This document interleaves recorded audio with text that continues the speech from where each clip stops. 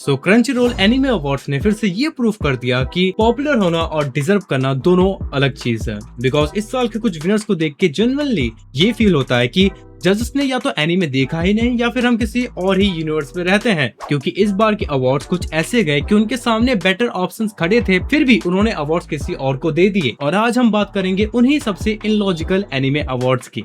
Horn की आवाज आ रही हो तो इग्नोर करना, वो भड़वा है। सबसे पहले हम बात करते हैं फिल्म ऑफ द ईयर की, और इस बार जो जीता वो था demon slayer infinity castle war. अब बिल्कुल भी ये मत समझना कि मैं इसको खराब कह रहा हूँ, बिल्कुल भी नहीं, ना ना ना ना। विजुअल्स इंसेंट थे, एनिमेशन टॉप टियर की थी और फैंस को मूवी बहुत ज्यादा पसंद आई। लेकिन अगर ऑनेस्टली देखा जाए तो इस कैटेगरी के अंदर एक और मूवी थी जो ज्यादा डिजर्व करती, chainsaw man Reze arc. Because Reze arc के अंदर सिर्फ एक्शन नहीं था, उसके अंदर इमोशन था, कैरेक्टर डेवलपमेंट था और स्टोरी इम्पैक्ट था। और मांगा रीडर्स को ये बात अच्छे से पता है कि रेजे आर्क चेनसो मैन के सबसे इम्पोर्टेंट आर्क्स में से एक है। और रेज आर्क मूवी में सस्पेंस, रोमांस और ट्रेजेडी को इतना अच्छा बैलेंस किया था कि एंडिंग देख के सब इमोशनल हो गए थे। पर वहीं दूसरी तरफ डीमन स्लेयर की विजुअल आउटस्टैंडिंग। लेकिन अगर हम विजुअल्स को साइड करें और ओवरऑल अगर हम स्टोरी टेलिंग, इमोशनल इम्पैक्ट और नेटिव डेप्थ को अगर हम कंपेयर करें तो वहां पर चेनसो मैन रेजे आर्क ज्यादा डिजर्विंग कैंडिडेट है demon slayer infinity castle war के मुकाबले। और इसीलिए काफी फैंस ये मानते हैं कि फिल्म ऑफ द ईयर का अवार्ड डीमन स्लेयर की जगह चेनसो मैन आर्क को देना चाहिए था। अब आते हैं उस अवार्ड पर जहां सबसे ज्यादा डिबेट हुई, बेस्ट एनिमेशन। और इसका जो विनर था वो था solo leveling season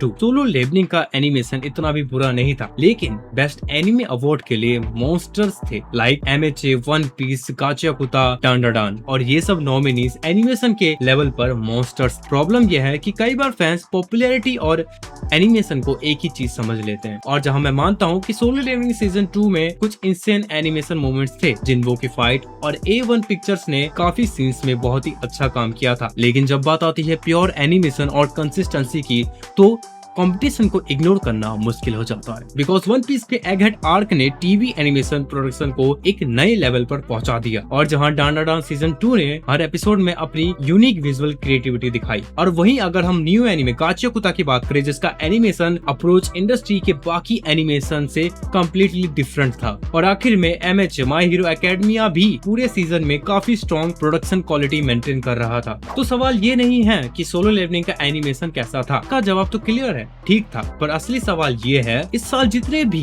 anime nominate हुए उन सब के बीच क्या solo leveling best animation of the year का डिजर्विंग विनर था? पर ऑनेस्टली यही वो जगह है जहाँ पे बहुत सारे एनिमे फैंस डिसएग्री करते हैं। और इसीलिए जब बेस्ट एनिमेशन का रिजल्ट अनाउंस हुआ तो बहुत सारे फैंस सोशल मीडिया पर डिसएग्री करने लगे। और अब बात करते हैं बेस्ट एक्शन अवार्ड की, और गेस करो कौन जीता? सोलो लेवलिंग फिर से। अब देखो यहाँ पर भी वही सेम प्रॉब्लम है। मैं मानता हूँ कि सोलो लेवलिंग के अंदर जो एक्शन सीन है वो काफी एंटरटेनिंग है, लेकिन कंपटीशन को हम बिल्कुल भी इग्नोर नहीं कर सकते। Because One Piece, MHA, Dandadan, Gachiakuta और काजू नंबर 8 जैसे हैवी एक्शन एनिमेस थे, और बहुत सी जगहों पे इनका कोरियोग्राफिक लेवल और फाइट डायरेक्शन ज्यादा इंप्रेसिव था। और कभी कभी ऐसा लगता है कि अवार्ड बेस्ट एक्शन का नहीं, बेस्ट पॉपुलैरिटी का था। और इसी कारण पॉपुलैरिटी का इम्पैक्ट वोटिंग पर क्लियरली दिखता है। लेकिन अगर हम सिर्फ प्योरली एक्शन को जज करें तो कंपटीशन बहुत ज्यादा अनफेयर था, और सच में कुछ एनिमे ज्यादा स्ट्रॉन्ग कैंडिडेट थे रादर देन सोलो लेवलिंग।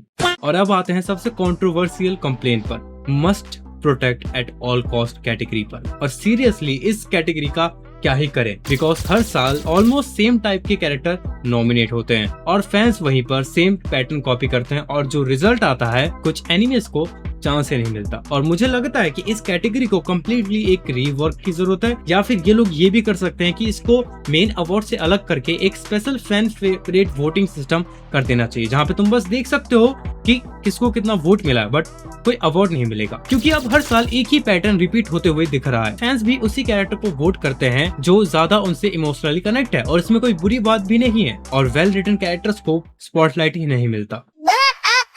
और इसका रिजल्ट ये होता है कि कैटेगरी के विनर को देखकर प्रेडिक्टेबल ज्यादा लगता है, और जब ऑडियंस को पहले से ही अंदाजा हो जाता है कि अवार्ड किस डायरेक्शन में जाने वाला है, तो तब अवार्ड का एक्साइटमेंट धीरे धीरे खत्म होने लगता है।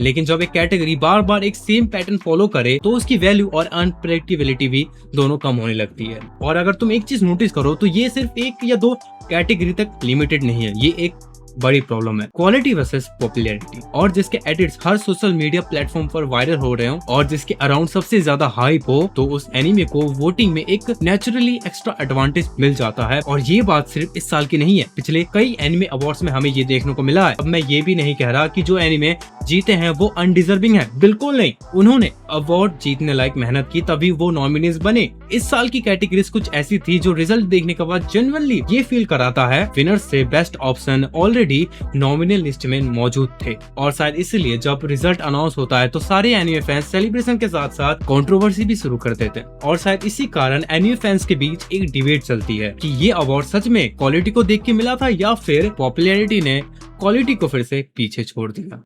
तो ये थे मेरे अकॉर्डिंग क्रंचरोल एनीमे अवार्ड्स के सबसे इलॉजिकल डिस्कशन। अब तुम लोग मुझे सच बताना कि तुम्हें क्या लगता है best film of the year कौन थी, और सही में क्या solo leveling best animation award और एक्शन अवार्ड लेके जाता है? Do comment. और अगर तुम्हें एनीमे कंटेंट देखना रेगुलर पसंद है, बिना किसी फिल्टर और ऑनेस्ट डिस्कशन सुनना पसंद है, तो चैनल को जरूर सब्सक्राइब कर लेना, ठीक है। और हम मिलते हैं अपनी अगली वीडियो में, तब तक के लिए जाने।